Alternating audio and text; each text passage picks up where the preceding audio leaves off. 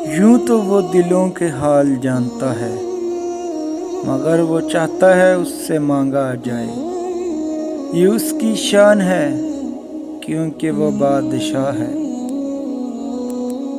قرآن مجید کی آیتوں میں اتنا حسن ہے کہ وہ بے ضمیر لوگوں سے پردہ کر لیتی ہیں۔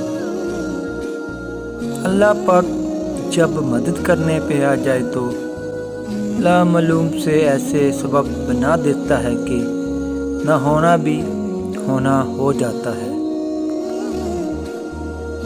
حضرت علی رضی اللہ تعالیٰ نے فرمایا، اچھے لوگوں کا تمہاری زندگی میں آنا تمہاری قسمت ہوتی ہے، اور انہیں سنبھال کر رکھنا تمہارا ہنر۔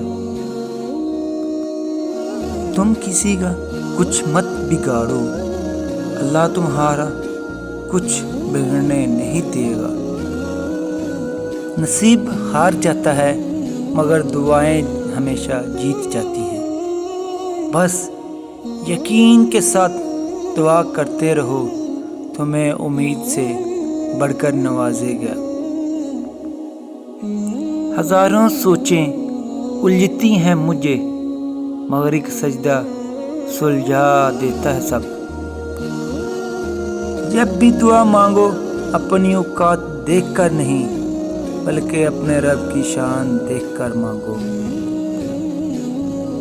ہجوم کے ساتھ غلط راہوں پر چلنے سے بہتر ہے کہ ہدایت کے راستے پر تنہا چلو۔